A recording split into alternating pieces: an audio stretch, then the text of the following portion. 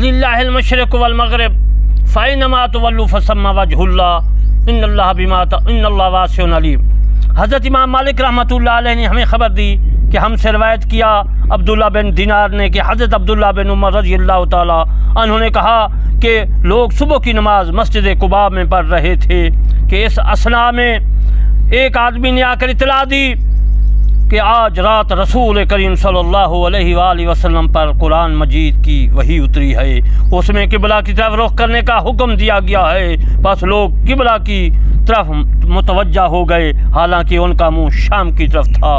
اب انہوں نے خانہ کعبہ کی طرف رخ کر لیا۔ حضرت امام محمد رحمۃ اللہ علیہ فرماتے ہیں اسی پر ہمارا عمل ہے۔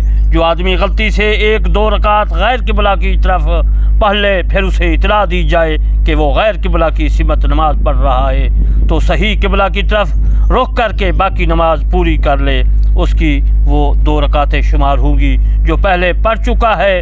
یہی حضرت امام اعظم ابو حنیفہ رحمۃ اللہ علیہ کا قول ہے، موتا امام محمد۔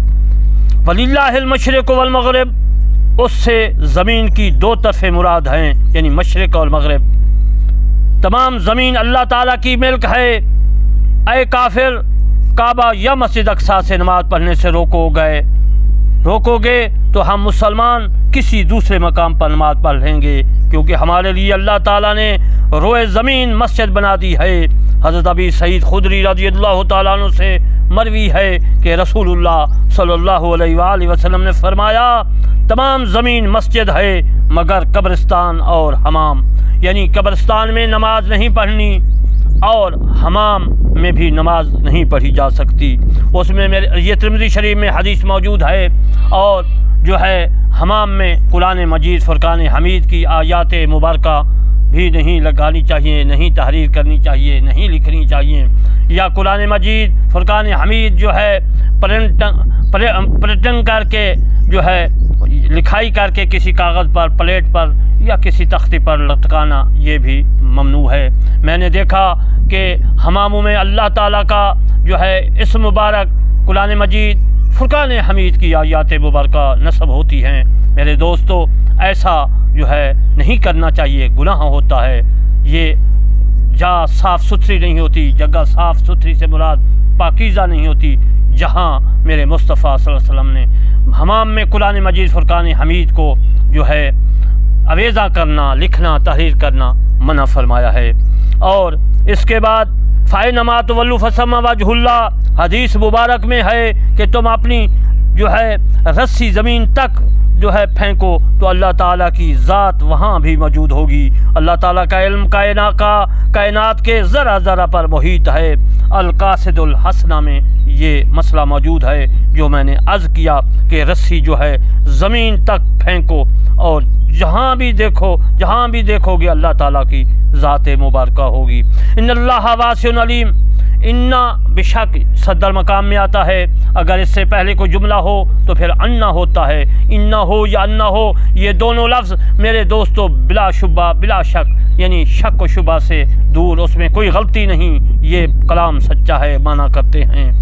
اللہ جو ہے واسع علیم، اللہ جو ہے بے شک اللہ تعالیٰ اپنے بندوں پر ان کے دین میں وسعت فرماتا ہے، ان کو ایسی تکلیف نہیں دیتا جو ان کی طاقت میں نہ ہو۔ واسع کا معنی ہے اس کا علم ہر شے کو گھیرے ہوئے ہے، جیسے واسع کل شیء علما، سورۃ طٰہٰ آیات مبارکہ 98 میں ہے، ہر چیز اس کے علم میں محیط ہے۔ فرا رحمۃ اللہ علیہ نے کہا کہ واسع اس سخی کو کہتے ہیں جس کے عطا ہر چیز کو شامل ہو، جیسے ورحمتی واسعت کل شیء، سورۃ الاعراف آیات مبارکہ 156، اور میری رحمت ہر چیز کو گھیرے ہوئے ہے۔ میرے دوستو، اللہ تبارک و تعالی نے فرمایا کہ اگر تم میرے بندوں کو، مسلمانوں کو مسجد میں نہیں جانے دو گے تو میں تمام زمین جو ہے مسجد بنا دی ہے، پاک بنا دی ہے۔ اگر میرے مسلمان بندوں کو تم مسجد اقصیٰ بیت المقدس میں نماز نہیں پڑھنے دو گے، میں نے اپنے بندو نیک بندو کو پوری دنیا، پوری کائنات، پوری زمین جو ہے مسجد بنا دی ہے، جہاں چاہیں پڑھ لیں۔ اگر تم مسجد حرام میں مسلمانوں کو نہیں نماز پڑھنے دو گے تو پھر میں نے تمام زمین جو ہے اپنے محبوب کے صدقے سے پاکیزہ بنا دی ہے، جہاں چاہیں نماز پڑھ لیں۔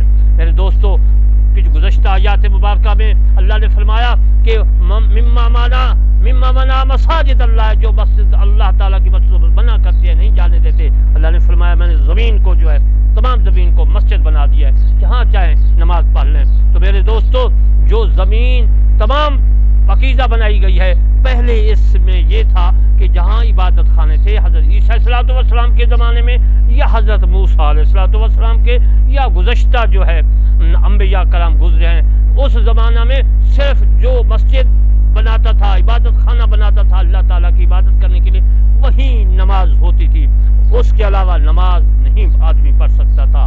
لیکن یہ تو میرے محبوب صلی اللہ علیہ وآلہ وسلم پر اللہ تبارک و تعالیٰ نے رحمت فرمائی، برکت فرمائی اور مہربانی فرمائی ہم پر، ہم امتیوں پر، کہ اللہ تبارک و تعالیٰ نے تمام مسجد زمین کو مسجد بنا دیا۔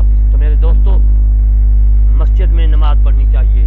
اگر مسجد مسافر ہیں، سفر میں ہیں، یا کسی ایسی بیماری میں مبتلا ہیں، نہیں جا سکتے مسجد میں، خوف ہے یا بارش ہے نہیں جا سکتے، تو مجبوری کے عذر شریعت نے جو فرمایا ہے کہ یہ عذر ہیں، اس کے وجہ سے تو آپ نماز گھر پڑھ سکتے ہیں، یا پھر کوئی نبینا ہے، کوئی آدمی نہیں اس کو مسجد میں لے جا سکتا، وہ پڑھ سکتا ہے۔ لیکن جہاں اذان کی آواز جائے میرے دوستو، ان پر جو ہے مسجد میں آنا فرض ہے، گھر میں نماز نہیں ہو سکتی، اس مسئلے کو یاد رکھنا ہے۔ میں پھر آپ کی خدمت میں عرض کرتا ہوں کہ میرے چینل کرمانی ٹی وی اور کرمانی ٹی وی 3 اور Kirmani T V extra, Kirmani T V میں نماز کے مسائل بھی ہیں، اللہ کا تعالیٰ کا کلام میں پیش کر رہا ہوں، پڑھ رہا ہوں، تفسیر کر رہا ہوں، وہ ہے، اور کرمانی ٹی وی جو ہے 3 میں نماز، روزہ، حج، زکوٰۃ تمام مسائل ہیں، اور کرمانی ٹی وی ایکسٹرا میں تاریخ ہے۔ آپ نے 3 کو سبسکرائب، لائک، کمنٹ کرنا ہے، فالو کرنا ہے، پڑھنا ہے، سمجھنا ہے، دوسروں کو سنانا ہے۔ وما علینا الا البلاغ المبین۔